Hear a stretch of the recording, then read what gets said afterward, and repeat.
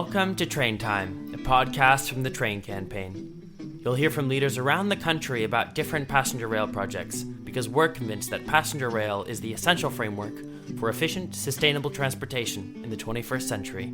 Train Time is hosted by Karen Christensen, who founded the Train Campaign.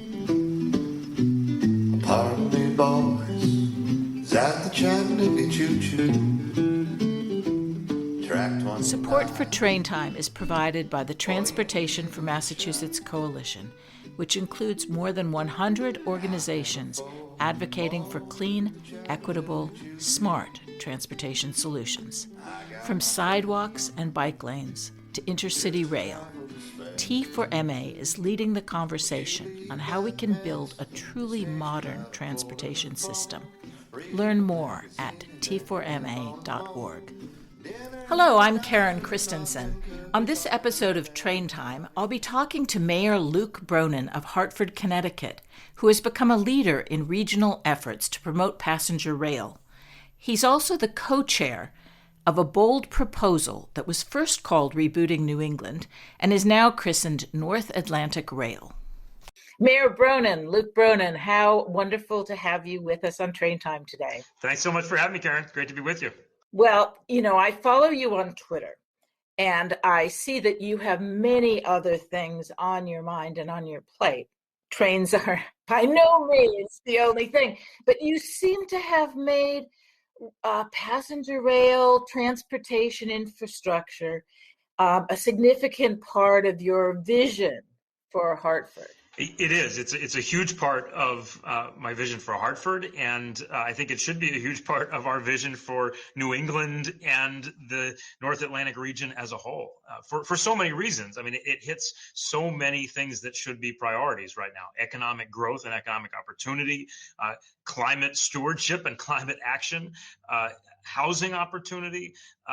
There's just so many things that a modernized rail system would do for our country, but specifically given the opportunity we have right now for New England and this North Atlantic region. So let's look at your particular part of the North Atlantic region. For listeners who are elsewhere in the country, give them a sense of where Hartford is, why it matters, how it is it has a very central position. And then I'd love to hear the story of how you got involved in the effort with passenger rail specifically. Sure. Well, look, Hartford, Connecticut's capital city, sits pretty much smack in the center of Connecticut. And that also places it pretty much smack in the center of New York and Boston. And yet it is extraordinary that you cannot take a train from Hartford, Connecticut to Boston directly. You'd have to go down to the shoreline down New Haven and then up. You could drive to Boston in about an hour and a half. It would take you 3 or 4 hours to get there by train, which is crazy. And similarly, you cannot get by train from Hartford to Providence, Rhode Island, even though as the crow flies, we're not too far away. And as you know, Karen, this isn't true just of Hartford. There are literally dozens of mid-sized cities in New England that were once powerhouses of manufacturing. In Hartford, we were also the insurance capital of the world, but that saw economic decline in the mid-20th century and have not seen the economic opportunity and growth that they should have seen over the last couple of decades, in part because of the lack of connectivity and the atrocious state of our infrastructure, the rising congestion, just the difficulty of moving between cities that should be part of one economically integrated region. And we are a relatively small region. We do have trains and public transport, but as you say, they're far from where they should be to really make us effective. Now, you were thinking about this long before the pandemic. No, absolutely. This is it's something that I think is just glaringly obvious if you spend time in New England or downstate New York, is just how far behind we are when it comes to modern transportation infrastructure. Just how much at the mercy of traffic or traffic jams you are if you're trying to move around the region, and again, how economically isolated communities that should be deeply tied in to two of the biggest metro areas in the country, New York and Boston, are because of that failing infrastructure. So it's something that I've been thinking about for a long, long time. Here in Hartford, we're looking toward what will be our 400th anniversary as a city in 2035. And as part of that work of envisioning where we want to be as a city, there's lots of things we're working on, including a variety of infrastructure things. We're one of those cities where you have the classic planning sin of cutting off a city from its river with a highway and then cutting the city off, bisecting it with another highway. So we'd love to see that addressed too. But we need to begin moving beyond this car-centric vision of our infrastructure and build what most of the world has already begun to build or is far along in building, which is high performance, high speed rail that is more convenient and also a whole lot greener than what we've got. Yeah, and the opportunity, of course, right now is really tremendous. I had certainly, when the pandemic, when we first heard about COVID-19, I had no idea that this would kind of help us to think afresh about what was coming next and to build this whole idea of building back better. But it has proved an opportunity. But one of the things, I'm not from New England, and I came here from London, where of course I'd been used to trains. One of the things I remember hearing about Connecticut quite often is that the traffic there is terrible. Do you think it has worse traffic than other places? Look, we got plenty of places in America that have terrible traffic, but parts of I-95 that go between New Haven and New York City are awful. And you don't know if you've got to get to a meeting at 9 o'clock in the morning. You've got to leave at 6 o'clock in the morning, even if it should only be an hour drive, because you don't know what you're going to hit. And from my experience, the same is true in the Boston area. So I think the traffic is pretty bad. I think the infrastructure is out of date. But, the other piece is that it's not just that we haven't built the modern rail infrastructure. We surrendered the old rail infrastructure that we had. Train service today is actually worse and slower than it was 50 years ago. And, that is stunning and really makes us an outlier in the world. So it's all of those things together, and I do think there's a significant opportunity right at this moment. I think that it must be that Connecticut is so central, and because it is between New York and Boston. That's why I would hear about the traffic, because people are trying to move through. Connecticut's important. It's as a place that connects a lot of other places. It's a hub. And Hartford, of course, is the center of that. So what do you see? What is your vision for the transportation of the future? Well, it's twofold when you talk about rail. It's number one, it's building a genuine rail network that connects communities. It's not just about the biggest cities. It's about a rail network that allows you to move where you want to go, where you need to go by rail. And there's so many advantages to that. Obviously, there's huge climate advantages to it. There's convenience advantages to it. You can work on trains. I think that generationally, there's more and more eagerness for mass transit options like that. So you need that full network. But you also need to move into the 21st century when it comes to high speed and high performance. And so the North Atlantic Rail vision is built around two ideas. One, connecting New York City and Boston with a 100-minute high-speed service. And then making sure that all of the mid-sized cities around that region are tied into that network. It's those two things together. Now, there are a bunch of, that doesn't necessarily mean that it happens sequentially where you build the high speed first and then you do the connectivity. There's a lot of work that can be done right now to improve connectivity. The North Atlantic Rail vision starts with some early action projects, including the completion of East-West Rail in Massachusetts, connecting Springfield to Boston, which there again, it's stunning that you cannot currently travel, by commuter train from Springfield to Boston. Strengthening the service and frequency on the Hartford line, which goes between Springfield, Mass. And New Haven, Connecticut. And then improvements on that New Haven line so that you can begin moving much faster, much more reliably between New Haven area and New York. That's a perfect example of a line where the service is a whole lot slower now than it was half a century ago. I know, isn't that shocking? It's stunning, and it's embarrassing. It should be it's certainly a regional embarrassment. It should be a national embarrassment. Yes, indeed. One of the very interesting things about the North Atlantic Rail project is it really does connect a lot of states. But I was last week on a bunch of calls for the Rail Passengers Association. We were meeting with offices of legislators in Washington to talk about the infrastructure bill.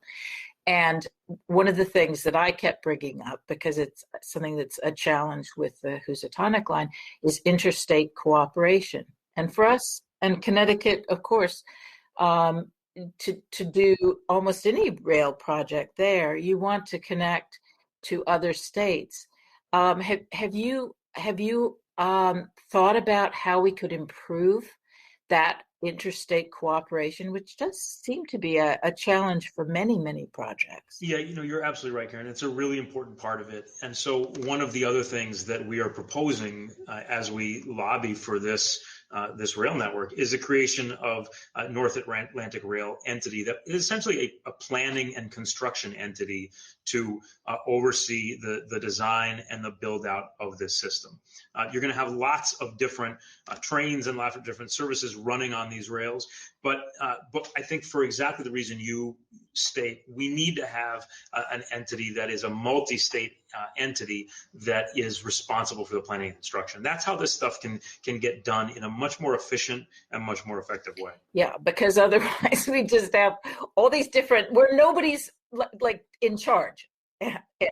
And it's one of the, I guess, weaknesses of our federal system. Our federal system has strengths, but it's infrastructure is something that it connects all of us. In terms of the most important things now, as we enter the next, this sort of immediate future, what would you say is most important for a city like Hartford or other smaller cities? Well, I think the most important thing right now is to make sure that we seize this moment of opportunity with the American Jobs Plan. President Biden has put forward a very large, ambitious infrastructure plan. And I know that he is passionate about rail service and about high-speed rail. But I do think that in this one area, it's actually too modest. A lot of the funding that's in that bill right now would be eaten up by just making state of good repairs, just trying to keep the current infrastructure from deteriorating further. And that's obviously vitally important. That needs to happen. But I think this is a moment when we should be doing more than just, preventing further deterioration. This is a moment when we should be positioning America and positioning this region to be truly competitive in the 21st century. And as we talk about climate action and really rising to the challenge that we face of tackling climate change with the urgency that we should have brought to it 30, 40 years ago, this has to be a part of it. And we're going to have to be bigger and bolder. And I think that it's hard to deny that as a country, we've gotten out of the habit of doing big, bold things. This is the country that built the Transcontinental Railroad and built the interstate highway system. High-speed, high-performance rail is the equivalent for the 21st century. It generates enormous economic growth. And that's why you're seeing dozens of countries around the world do it. So I think, I know this is a long answer to your question, but the most important thing right now is seizing this opportunity that's in front of us right now, is looking at the American Jobs Plan and saying, we have to do all those things that are in there. but let's do a little bit more. So we're not just maintaining what we've got, we're actually building modern infrastructure and a modern rail system that would transform this region. When you think about the economic impact of connecting dozens of New England cities and tying them into a high performance rail system that is also connecting New York City and Boston, it will unlock extraordinary economic growth and also extraordinary economic opportunity in a lot of cities that had fallen behind again, and where there has been some economic isolation, and many of them, including my city, Hartford, Connecticut, is 85% Black and brown. This is a community where we should all be working to expand opportunity, and this is one important way to do that, not just for my city, but for many, many others. That really is one of the reasons that rail is certainly so important to me, and becoming more and more important to more people in positions of leadership, is that it's a way to deal with a lot of different intersecting problems of equity and climate, and more, and economic development, in the sense of separate, we live in two Americas, a very prosperous America for some, and often hopeless seeming America for others. That's right, and these things are, as you say, I mean, it's very much tied into to transportation infrastructure. One of the crises we've had in our country in recent decades is that the places where there's the most economic opportunity are also the places where it's most expensive to live. And that locks a lot of people out from accessing that opportunity. And that's why transit systems like this really are about opportunity, equity, growth that is more inclusive. And in terms of young people and young people's future, obviously, that if they feel locked out of cities, that all the ways in which we can make young people more capable of facing the challenges that sometimes I'm sure they feel that we older folk are leaving to them. The better. But I want to pose what I think is a rather difficult question to you, because this is on my mind. The Northeast corridor of Amtrak, which is the best used train line in the country, the proposal is to use $43 billion to bring it up to state of good repair, but not to make any changes that would actually deal with the real challenges of the future, electrification, various other things that would really modernize that line. So how do we balance those immediate priorities, those long-term? People have this, there's this long list of things that need to be done in terms of tunnels and bridges and various other things. I'm not sure what is $43 billion should buy quite a lot, but it doesn't get us where I think you want to see us. No, it doesn't get us where we need to go. Again, it is important, right? Maintaining state of good repair is important, and something that we should have been doing with a much greater commitment of funding for decade after decade. We have to make those investments, but we shouldn't stop there. And if we do, I think we're really doing a disservice to ourselves and to future generations. I want my kids to be able to live in a country and to live in a region that has a modern transportation infrastructure. And so that means that we've got to dedicate additional funding. I think some of the funding that's in the American Jobs Plan can go to some of the early action things that we've identified, like building out East-West Rail in Massachusetts, like making significant improvements on the New York to New Haven line, like some of the Danbury line and some other lines that begin to get up more towards the Berkshires as well. Some of that work can begin very, very soon and should be part of it. But I think what we need to do is position ourselves to allow this vision to move forward knowing that it's not going to be done tomorrow. It's not going to be done in a couple of years. This is probably a decade to 2 decades of work to build out a system like this.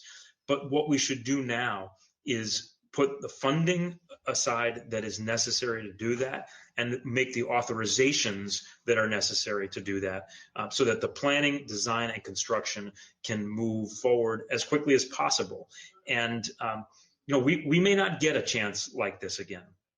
Not just when you have a president who is committed to infrastructure, a president and a secretary of transportation who are longtime advocates of rail, but also congressional leadership that is deeply affected by this plan, and I think really wants to see transformative investment. You got folks like Richie Neal in Springfield, chair of Ways and Means Committee, who has been a huge advocate for East-West Rail in Massachusetts, but I think also recognizes the power of a regional network.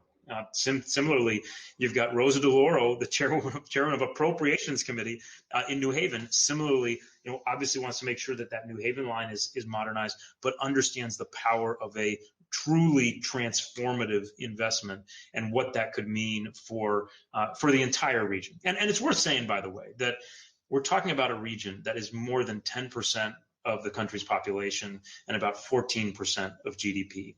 And the estimated cost of doing this right is about $105 billion, which is a lot of money, but it's a smaller fraction by far of the of an overall infrastructure package than either the population or the economic power of the region could argue for. Yeah, one of the things that I've noticed is as America tries to regain its position of leadership in the world, certainly in terms of climate.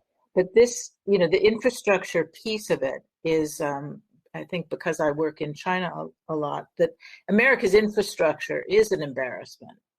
And as we, really seek to reclaim a sense of leadership, a visionary leadership for the country, a project like this, and especially, a region that's ready to use rail. We're ready to ride. We're people who do ride the train, want to ride the train. But what can leaders do? Leaders like you who are not in Washington. How can you and your fellow mayors and other local leaders work together to make this a reality as quickly as possible? Look, I think that these are decisions right now that are going to be made in Washington, but they're going to be made in Washington by folks who are listening to their constituents and listening to their state and local partners. So, I would say to anybody who shares this vision, it would be to share your feeling about this, to share your passion for it with your member of Congress, with your member of Congress, your senator. There's could be a relatively short window of time. We don't know how long the deliberations over the American Jobs Plan will take, but I know that the Speaker Pelosi has said that she wants to act on that by July 4th. So we could be talking about just a couple of months. And so it's important that people weigh in now. And again, I don't think that folks are going to find a lot of resistance in their members of Congress. I think a lot of the members from this region recognize just how powerful and transformative this could be. But it still makes a big difference when they're hearing from folks close to home about what it could mean to them. So that's one thing. If you want to learn more about it, go to the North Atlantic Rail vision is laid out at northatlanticrail.com. Just northatlanticrail.com. So go and check that out. And if you want to get more involved, then reach out to us and contact us. There is a growing and pretty substantial coalition of local leaders and mayors and labor leaders and businesses and others that are working alongside a growing coalition of members of Congress to advocate for this. And then jumping back to the point you made about our competitiveness and looking at countries like China and the kind of investments they've been making, they are significantly ahead of us as a country. And catching up is something that we have to do deliberately. We have to do it with a sense of purpose. And the way to start that is by recognizing that, just as you said, here in this Northeast region, you have the highest train ridership anywhere in the country. If we're going to build a model of what a modern transportation system ought to look like, this is the place to do it. So in some ways, we think of the North Atlantic Rail Vision as a pilot for what ultimately should be a national high-performance rail system. That's what we should be aiming for. But this is the opportunity to show how it works and to model it and to show its power to, again, to create economic growth for millions and millions of people. Well, this is the time to do it. And this episode of Train Time will be a great kickoff for our efforts to get people to do everything they can to ensure that the American Jobs Plan is really focused on passenger rail and on our region. So thank you very much indeed for taking time out to talk to us. No, Karen, thank you so much for having me on. I appreciate it, and any chance to spread the word, and hope to talk with you again soon. Support for Train Time is provided by the Transportation for Massachusetts Coalition, which includes more than 100 organizations advocating for clean, equitable, smart transportation solutions. From sidewalks and bike lanes to intercity rail, T4MA is leading the conversation on how we can build a truly modern transportation system. Learn more at t4ma.org.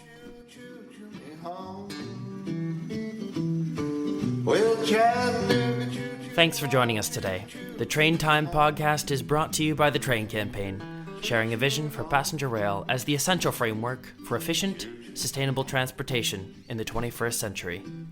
Learn more at traincampaign.org.